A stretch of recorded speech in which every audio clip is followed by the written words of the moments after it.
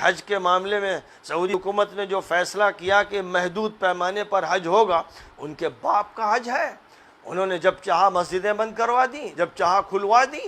جب شدت کے ساتھ کورونا پھیل رہا ہے تو اوپر سے چونکہ ورلڈ ہیلتھ آرگنائزیشن نے کہا کہ اب کھول دیا جائے، سہولت دی جائے، تو کھول دیا۔ جو آرڈر دجال کا آئے گا اس پر یہ عمل کرنے والے مجرم ہیں، ان کی اپنی کوئی پالیسی نہیں ہے۔ یہ امریکہ اور اسرائیل کی جوتیوں میں لپٹے ہوئے لوگ ہیں۔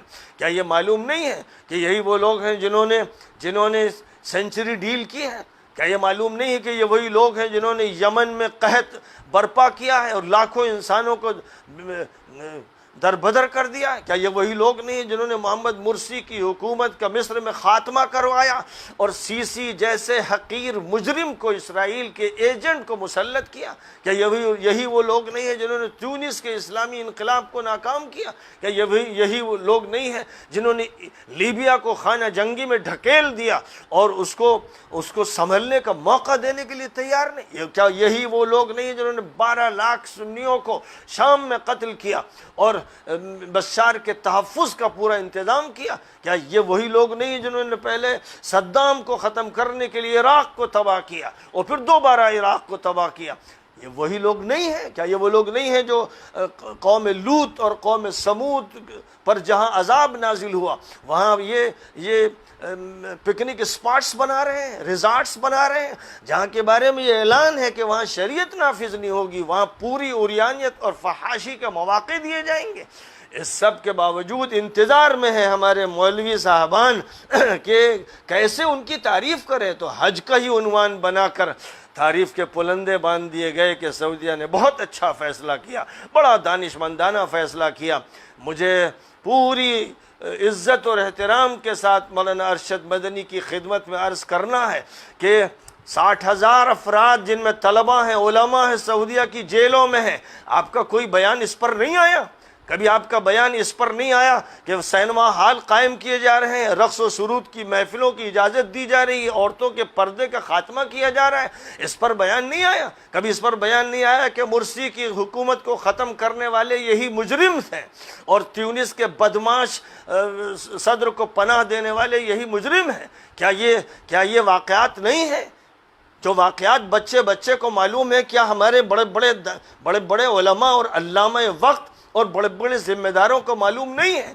اس وقت کیا ہوتا ہے جب یہ جرائم ہوتے ہیں تو قلم کیوں رکتے ہیں، زبانیں کیوں رکتی ہیں، اور اس انتظار میں کیوں رہتی ہیں کہ کوئی پہلو ایسا نکلے کہ جس کی تعریف کر دی جائے؟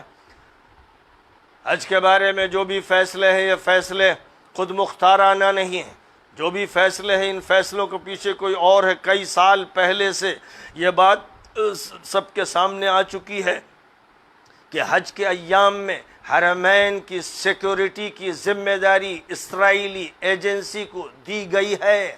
اس کا اعلان عرب تو کرتے ہی رہے ہیں، لیکن ہندوستان میں حضرت مولانا ولی رحمانی صاحب نے سب سے زیادہ جرأت کے ساتھ کھل کر 3 سال پہلے اس کے موضوع پر بیان دیا کہ بالکل مصدقہ جو خبریں ہیں ان کی بنیاد پر یہ بات کہی جا رہی ہے۔ لیکن وہ لوگ جو پرسنل لا بورڈ اور پرسنل لا بورڈ کرتے ہیں اس سے ٹکے رہتے ہیں، چمٹے رہتے ہیں، ان کی زبانوں پر یہ حقیقت کیوں نہیں آئی، کیوں نہیں اس پر گرفت کی جا رہی ہے؟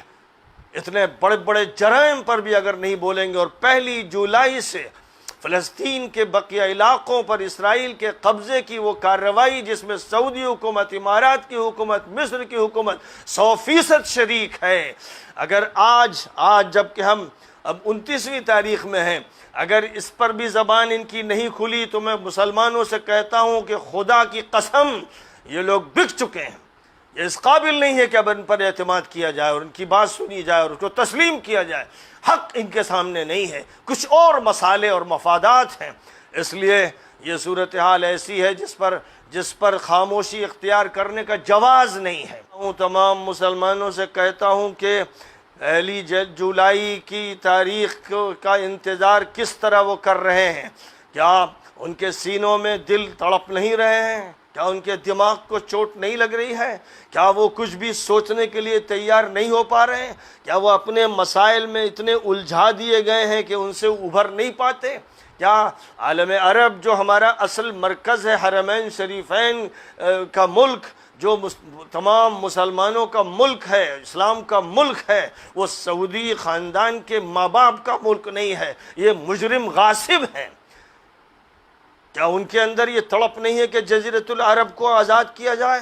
ان دجالیوں سے، ان اسرائیلیوں سے، ان صہیونیوں سے، ان صلیبیوں سے، ان مجرموں سے، ان کے ایجنٹوں سے۔ یہ ہے وقت کا تقاضا، اور اس تقاضے کو اگر پورا نہیں کیا گیا اور تعریف کے موقع تلاش کیے گئے، حیران ہو کہ ایک ایسے مجرموں کے لیے تعریف کا کوئی موقع کیوں ملتا ہے، کیسے اس کو تلاش کر لیتے ہیں۔ چاروں طرف سوائے گند کے کچھ نہیں ہے۔ سنڈاس میں ان کو کوئی موتی کیسے مل جاتا ہے، سنڈاس میں ان کو عطر کیسے مل جاتا ہے۔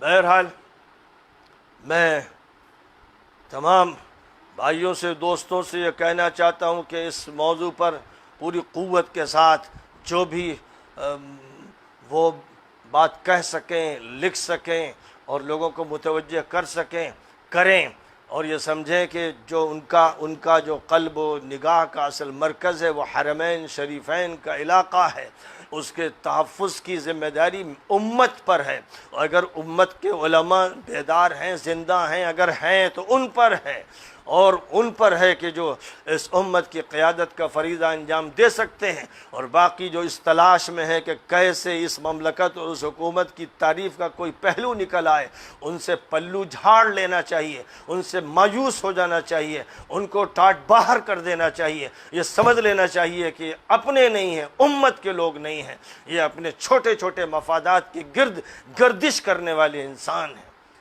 وآخر دعوانا ان الحمد للہ رب العالمین۔